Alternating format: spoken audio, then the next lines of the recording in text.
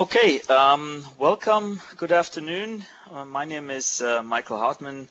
I'm the CEO of the QBS Group, and together with two of my colleagues, Ulrikka and Will, we want to walk you through an update from the Direction conference that we attended last week in The Hague in the Netherlands. And the conference as such was, I think, big success, as we had another year where there were more attendees than the year before. So the Directions now has seen over 2,300 attendees with almost 200 sessions, 170 speakers, and more than 50 sponsors, one of them being the QBS Group. So we were silver sponsors, so we had our booth, we had a bunch of presentations, not only to present the QBS Group, but also to provide content and educate people on various topics. And so we felt it might be a good idea that we just go a bit through the highlights, especially for those of you that were not able to attend the Directions, so that you get the latest news, what happened last week there. And so with that, we just get started. And I think the first keynote was from Mark Persic, who we now by know is going to leave Microsoft to start a new adventure. Nevertheless, I think he has had two really great keynotes at Direction. And I think when you partner like we are ourselves, we always wonder, are we placing the right bet? And so let's look a bit into the overall theme and the overall messages. And Will, from your perspective, how would you summarize our Directions this year? So, I mean, thanks, Michael. I think this year was really interesting because, if we kind of wind the clock back the last couple of years, back in 2016 we had, all the talk around Tenerife and Project Tenerife and then Business Edition, and then we had a little bit of a confusing message in 2017. But actually 2018 was great for one huge reason, which was clarity. Speaking to lots of partners in the conference, or dare I say in the bars later in the evening, there seemed to be quite a lot of happiness, quite frankly, quite a lot of satisfaction that Microsoft have basically said, this is where we're going with Business Central. This is what we need partners to do with Business Central. And another couple of messages kind of really resonated with me around the clarity. I think it's fair to say that a lot of us were, a lot of partners within the QBS Group and outside QBS Group in the NAV space were a little bit concerned about, the Microsoft messaging around create a run rate business, and this being instead of the traditional NAV project businesses that we see today. The message that came across really well, really clear at Directions was, let's just do it's plus, it's an additional business stream to your business today. So that was great, and actually there's a lot of reassurance and I think confidence kind of built from that. I think from a technology standpoint, from a product perspective, we're in the position now where we absolutely understand the future of the development environment. We know that by 2020, 2021, that Cal is gone, long live AL, right? And the great thing is that in the actual keynote, one of the keynotes themselves, they actually demonstrated how quick it was to migrate hundreds and hundreds of objects from Cal to AL.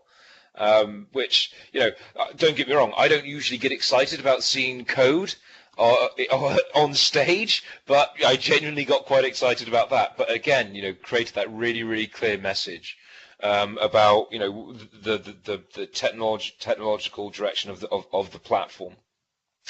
And then we also think I think we should have all heard loud and clear that by now is Business Central is part of a wider Dynamics 365 family of products, right?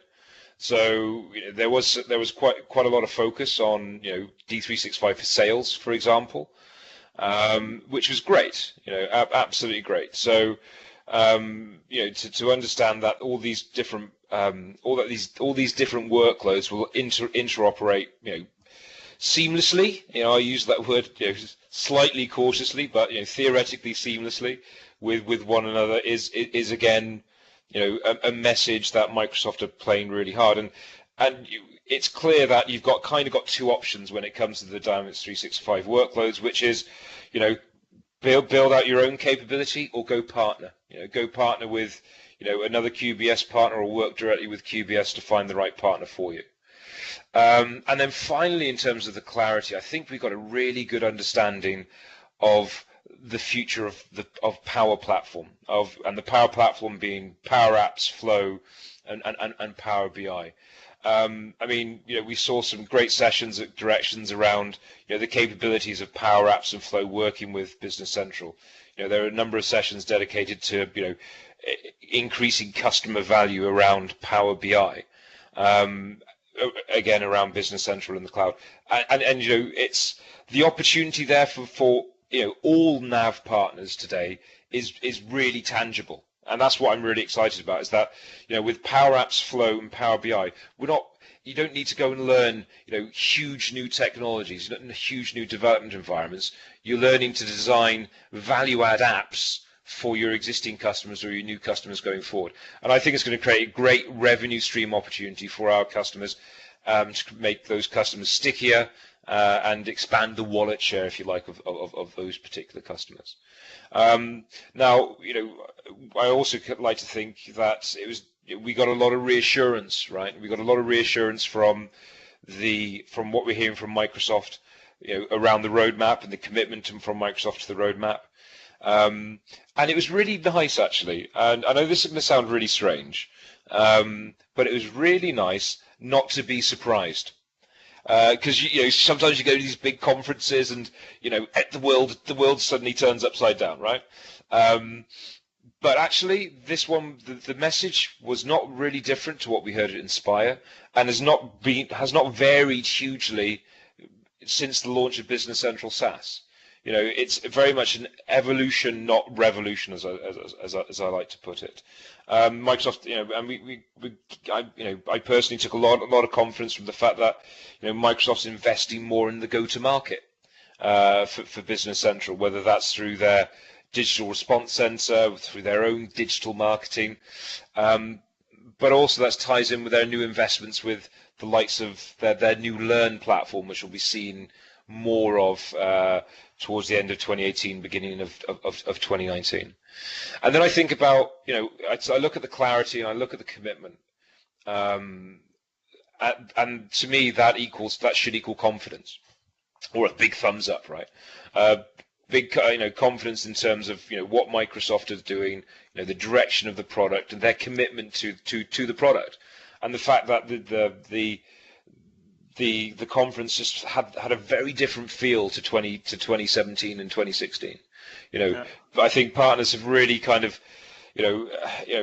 have really listened, which is great. Because let's sometimes we kind of feel that they're not listening. We're all in the same boat there, right?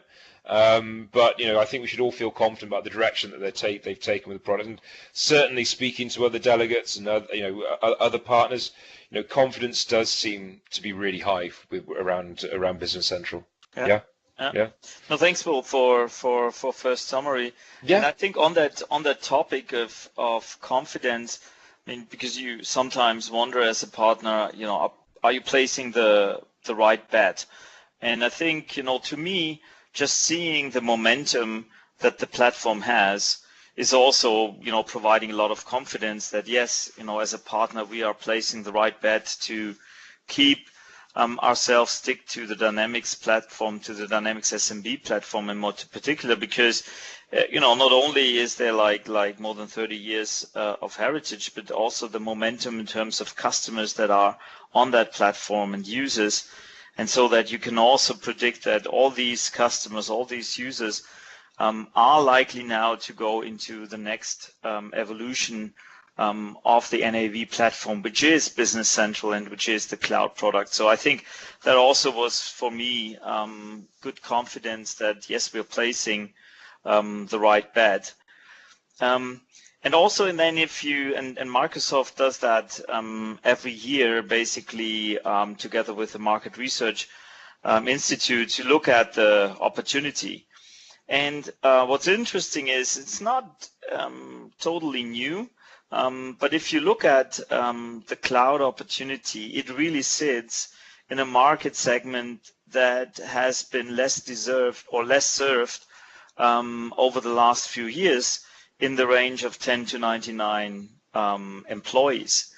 And typically that is the space where you probably don't sell large or complex vertical solution with a lot of customization, but where you go with a more standardized solution. And that's exactly what Business Central allows you to do, which is back to your point, Will, it's not like the traditional business where it's more project-based and with quite, complex solution or sophisticated solution, a lot of industry focus. That doesn't go away, but the big white space opportunity really sits in that space. And I think now's the time with that new platform for those of us who really want to accelerate cloud business to go into that space with probably differentiated, if not completely different offering. Right? Yeah. And there was also a lot of talk about the roadmap now with Business Central. As you said, no big surprise because they stick to what they said. But probably you want to give some high-level notes on the roadmap, what you learned, Will? Yeah, sure. If we could, so obviously, if we wind the clock back a little bit, look back 6 months ago, we had the launch of Business Central SaaS. We've then obviously, just in the last month or so, had the Business Central on-prem piece launched. Now, if we think about about what we're going to see in 2019, 2019 and 2020 are really, really important years for Business Central, particularly for partners with a NAV base, with NAV capability, NAV skills, and so on. Which is, you've got basically a 2-year window to kind of lift and shift a lot of your code, and maybe refresh some of your skills to make sure that you're okay with Visual Studio as well. But it's, again, if I wind the clock back 6-12 months, there was a lot of fear, right? A lot of fear around the CAL to AL conversion. But the tools that we've seen in play seem to make it look pretty straightforward, right? Now, the to consider is that the Windows client goes away, right? The Windows client goes away, and it'll be replaced by just the web client. All right. Now that's another thing to bear in mind. Now, the thing that really makes me super excited about this roadmap is the common data, is the whole common data service and the whole evolution of the common data service. Because one of the things that we're all experts at within the NAV channel is we're actually experts at speaking to our customers about how their business works and how their business operates. That's not going to change. Our core NAV skills and our core knowledge around the NAV product, that puts us in a great spot from a Business Central perspective, right? But then you've got this added bonus of being able to take advantage of the Microsoft investments in the common data service to link in with the other Dynamics 365 workloads and Power Apps Flow. But you've also got the advancements that Microsoft are making around AI. I mean, what AI looks like in 5 years, who knows, right? But the fact that Microsoft are investing so much time, effort, and energy in AI and integrating it back into Business Central, this sets us apart hugely from the competition, right? Yeah, I'm excited about the roadmap, and I think you are too, Michael. No, absolutely. I think one of the things that I found quite impressive, if you look at the new improvements that Microsoft has done over the last 6 months, it is more than 100 that they integrated. So you can almost say not only do they hold up to the promise that when you are in a SaaS product, you basically update as you go, but it's also a bit of a change in the paradigm that Microsoft is no longer delivering just the, let's say, the 80% solution, and then partners basically need to finish it up to make it really usable. But they are now in a mode where more and more features and capabilities are delivered, so there's less need from the partner side to complete the offering to make it go work. So you can focus more on, what's really important for the industry or for the customer situation that you find.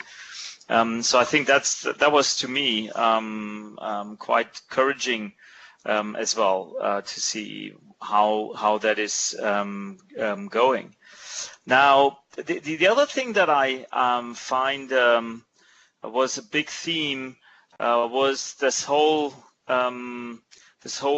topic around the intelligent cloud, and not only has Microsoft the strategy, obviously, to put more and more customers on a SaaS play, but they also want to make sure that even if you are living in an on-prem environment and you deployed Business Central or even old versions, you have the opportunity to then have a additional tenant in the cloud.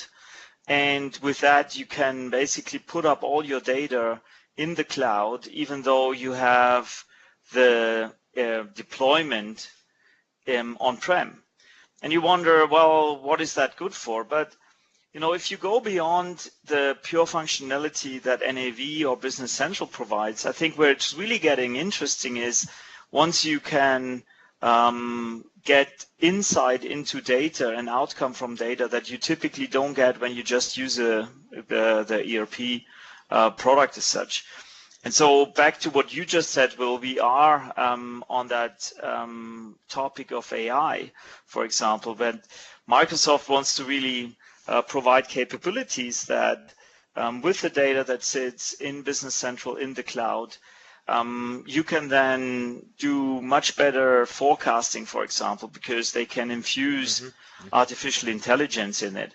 Or you have the opportunity to use Power BI and ask questions about your data, combine it with external data, and get a whole lot of more insight that you would probably never get if you just use the data on-prem.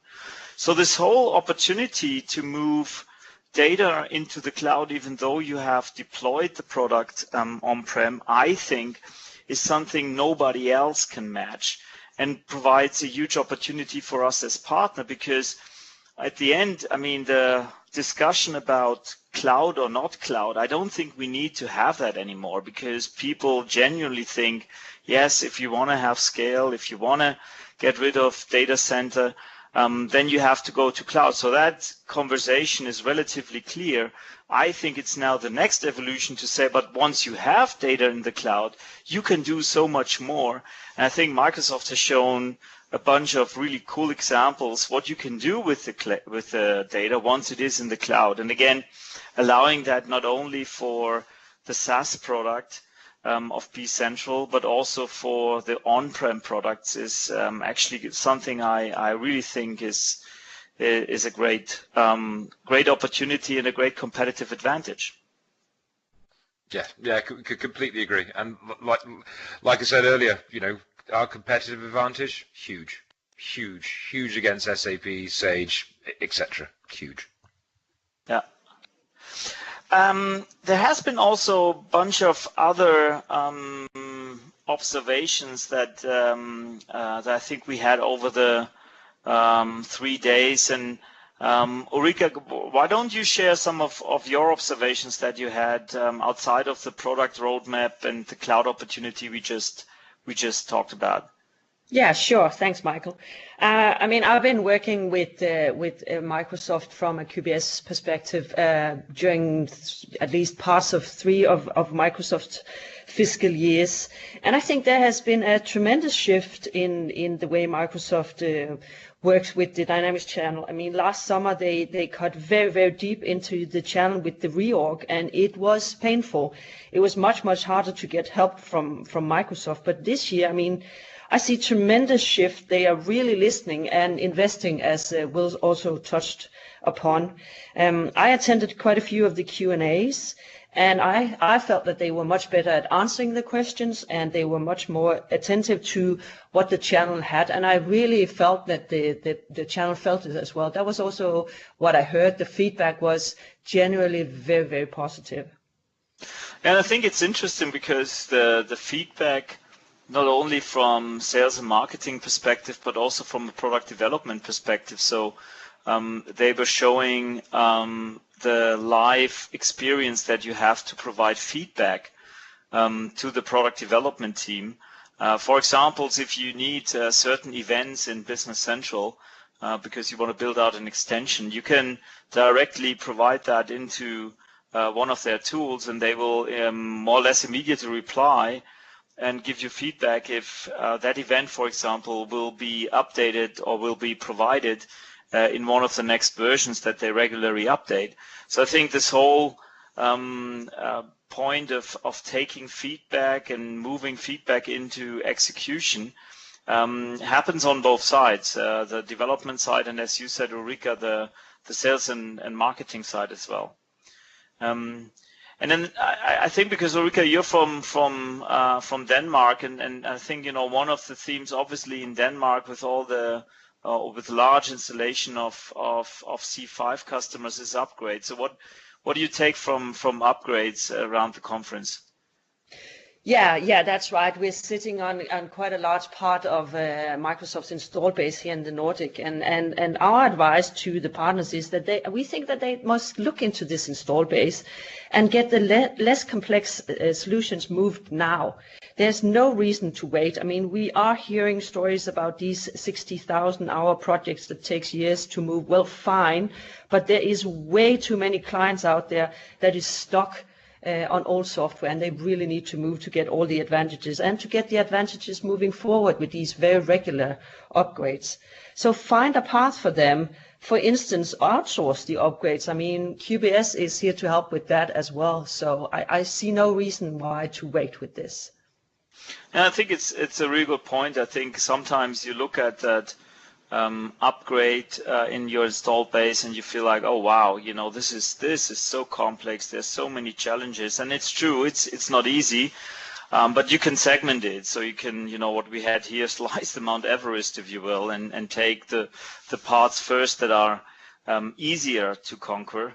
And I think it's also great. I mean, One Click Factory, they have introduced what they call the Upgrade Analyzer, which is a great tool where they put, you know, the 7 years of experience that they have with upgrades, and basically came up with a tool which is, you know, for free, 24/7. You can answer a couple of questions and then upload the data structure.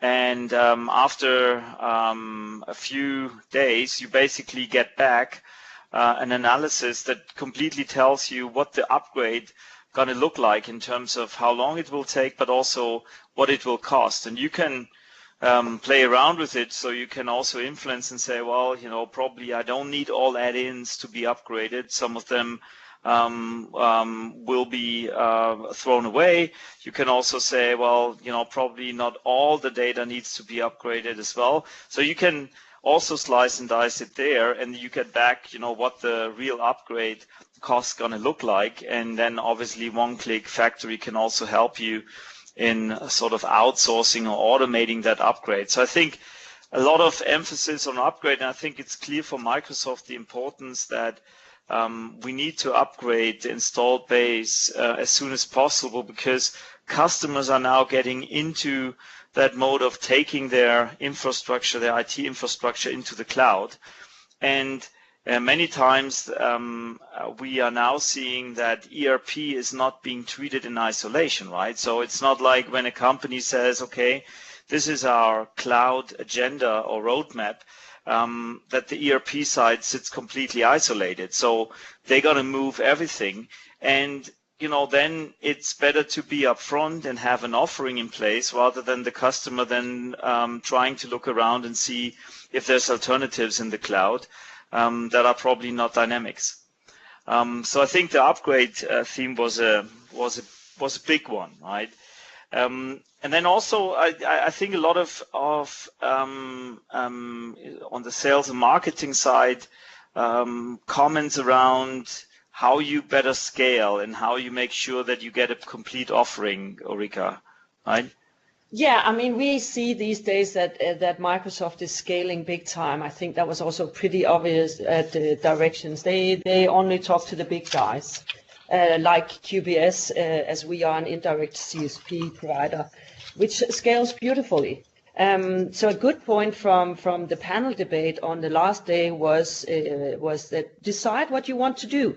You can't do everything yourself and then partner up, subcontract, or outsource the rest, like the example you just gave with One Click Factory. I saw the tool demonstrated this morning, and for me it gives the partner a lot of control in terms of presenting a good and quick offering to their clients. It's a really beautiful tool. Great, yeah. I want to come back to one of the comments, Will, that you were doing around clarity, because I agree. I mean, a lot of clarity has been provided through Direction. However, there were some areas which were not 100% clear, I would say. Yes, yeah, for sure. We've got mystery option number 2 there, which is so first as first though is around ISV Cloud Embed. So I know a few of you on the call have ISV solutions and even what are ISV Embed contracts. We are trying to find out whether what is the direction of travel for the ISV Embed SKU on for Business Central, because one of the things that we're hearing loud and clear from Microsoft in terms of potential partner strategy is actually it's not that different from the usual one, but it's get as super vertical as possible, right? So we kind of need to understand, well, if a partner's going to make above and beyond the usual quote unquote investment into IP, what does the ISV Embed program look like? And indeed, that's led on to quite a few internal questions around CFMD. What's the future of the CFMD program, the Certified for Microsoft Dynamics program? Obviously, it's applicable to NAV 2018. It has an impact in terms of the costs of objects, whether you're CFMD or not CFMD. So that's something absolutely that needs we need additional clarity on. So the next one that's I'm asked quite a lot, and for some reason PowerPoint has opted out not to put this question on there, which is how long will on-prem licensing be available? My response to this at the moment is how long is a piece of string?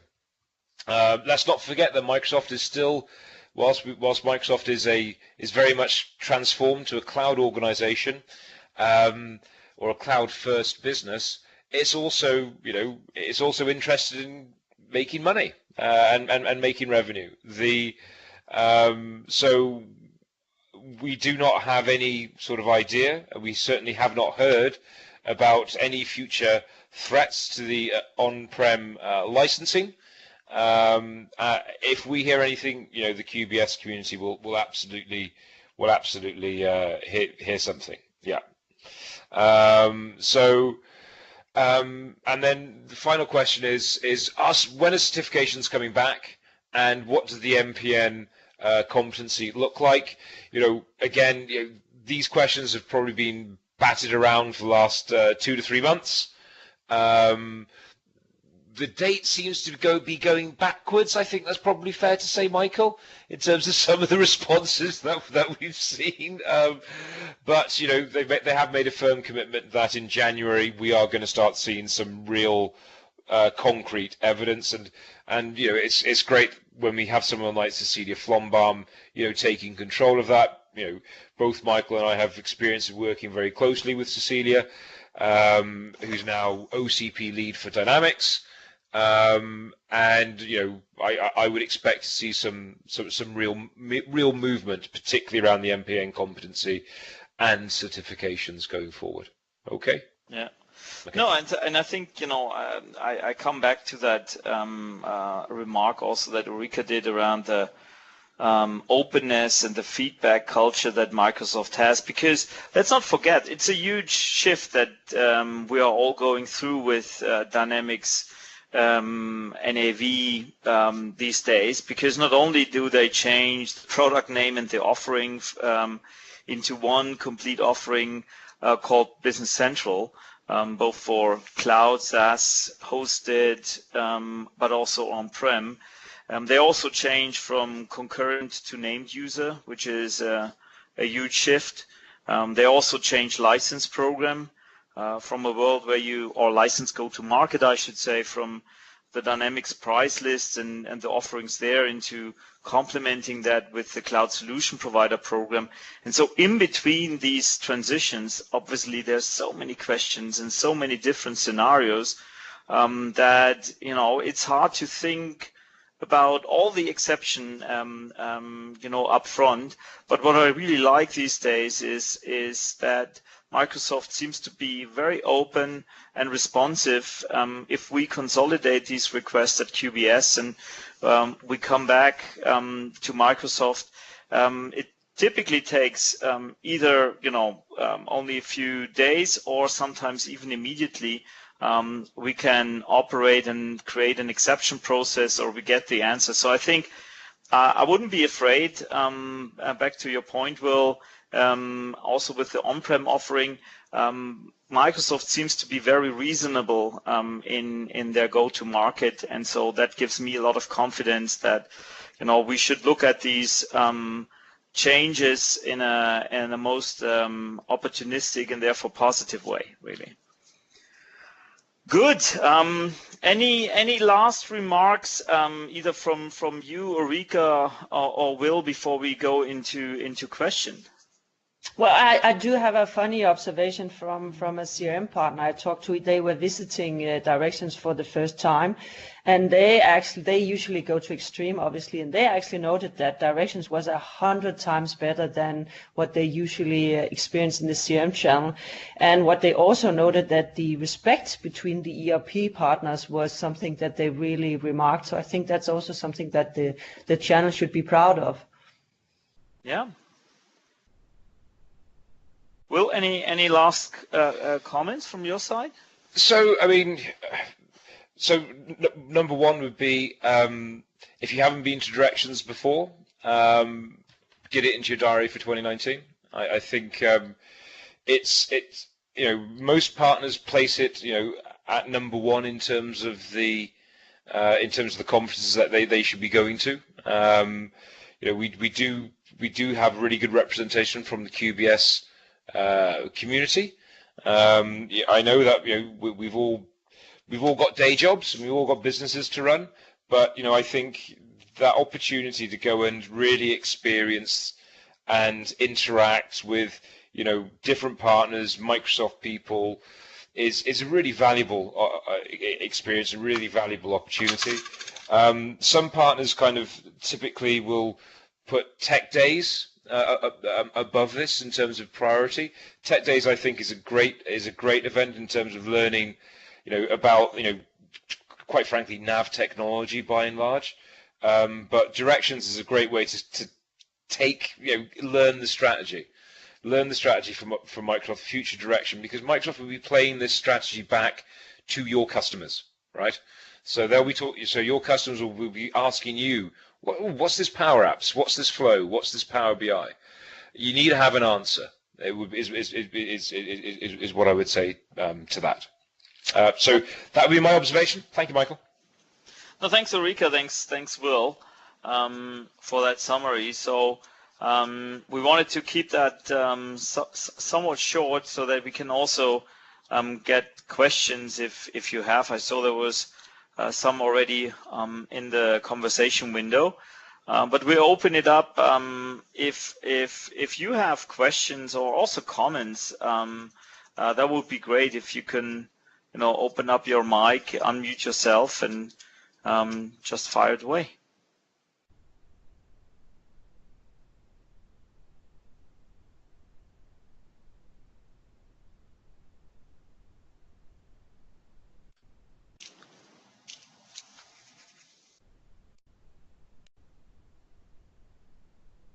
So it seems like if we have questions, then please, again, unmute or put it up in the window. Obviously, we are here